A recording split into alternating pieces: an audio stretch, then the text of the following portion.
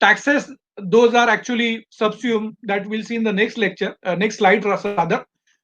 So in that next slide, we'll see which taxes are actually subsumed and GST has been brought in its place. But before that, let us understand in one line that what is GST? It is the tax on goods and services sold in the country. Now, this we have to understand with the exemptions which are the negatively, the one of the biggest negatively the exemptions. But then in general, one has to understand it is a tax on goods and services sold in the country. Now, friends, this GST is also applicable to Jammu and Kashmir, because now Jammu and Kashmir, it is now made a part of India. It was always there, but then because of that 370 removal, now it is very much part, but then it is applicable from the next academic year for the students. So in the exam, now this exam of this last year, it has just been announced by the government that it will not be there.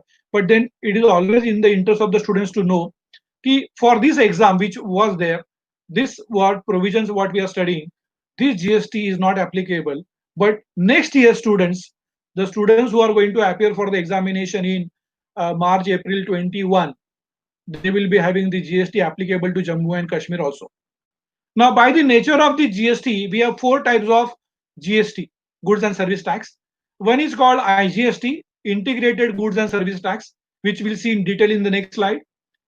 CGST, Central Government Goods and Service Tax, that is Central Goods and Service Tax. HGST, that is State Goods and Service Tax. And then UTGST, it is Union Territory Goods and Service Tax. This we are going to see in detail when IGST is applicable, when CGST is applicable, when HGST is applicable, and when UTGST is applicable. But these are the taxes which are subsumed, means these taxes were there at the level of central government and at state level, which are no more after the GST. So which were these taxes? Central excise duty, additional excise duty on medicinal and toiletries preparation act, additional extra customs duty, special additional duty, surcharge and various cesses at the central government level, and central sales tax. Now, these taxes are no more because GST has come in its place. Now, which taxes were there at state level which actually were subsumed for GST? Value added tax, VAT, that every state government had value added tax. In Maharashtra, we had Maharashtra value added tax. Then purchase tax, entry tax, octroi duty, local body tax, entertainment tax that we used to pay for watching movies, etc. in the theater.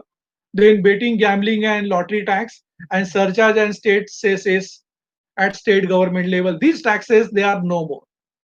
Now let us understand these four types of taxes: IGST, Integrated Goods and Service Tax, then CGST, Central Goods and Service Tax, State GST, State Goods and Service Tax, and UTGST, Union Territory Goods and Service Tax. Now, friends, one has to understand the common sense and logic. And after understanding that common sense and logic, we will understand where IGST is applicable, where CGST is applicable, where HGST is applicable, and where UTGST is applicable. Now, let me explain you the provisions under the old system.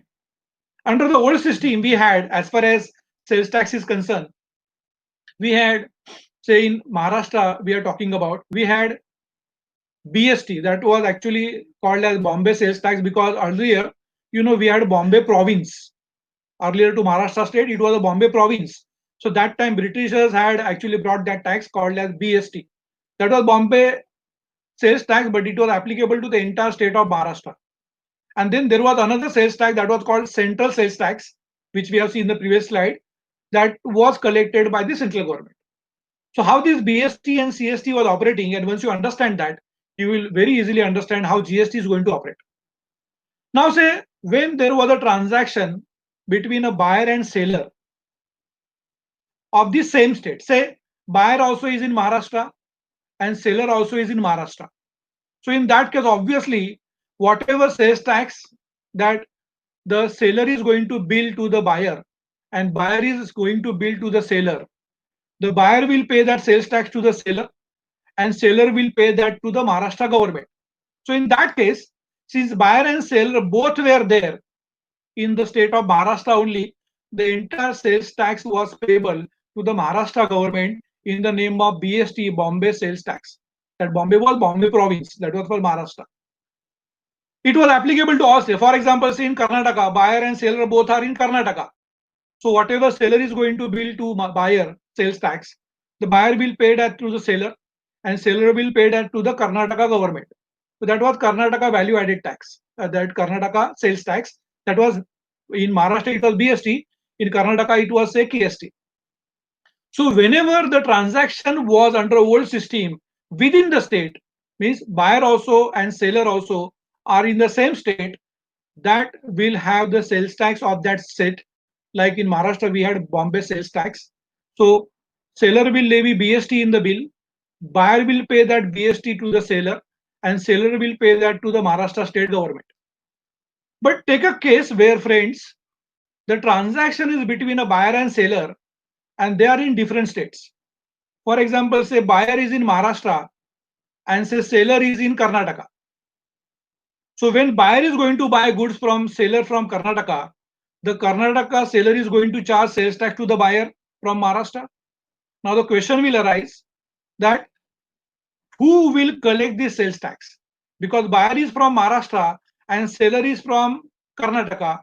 So obviously, by common sense, we can understand there will be a fight between Maharashtra government and then Karnataka government.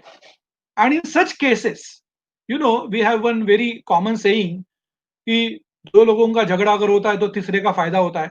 So by applying the similar logic, when there will be a fight between say Karnataka and Maharashtra, because buyer is in Maharashtra and seller is in Karnataka, who will collect the tax and who will have the ownership of that?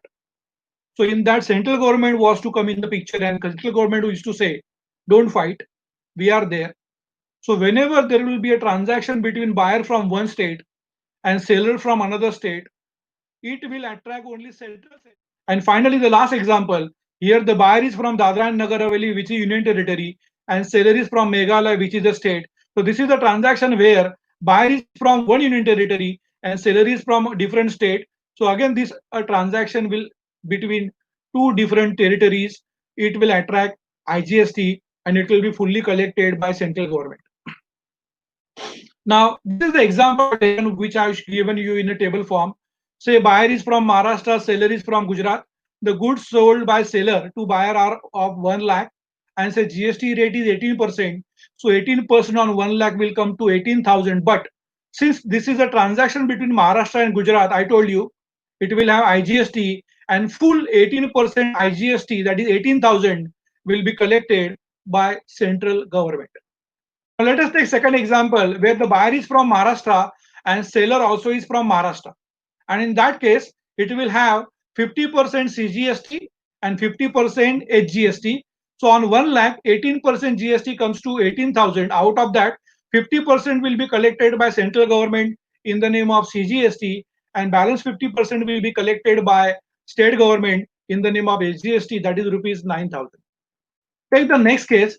Here, buyer and seller both are from Chandigarh, and Chandigarh is Union Territory. So this is a transaction with Union Territory. So it will have 50% UTGST and 50% CGST. So again on 1 lakh, 10% GST, 9,000 will be collected by central government in the name of CGST, and balance 50% will be collected by Union Territory in the name of UTGST.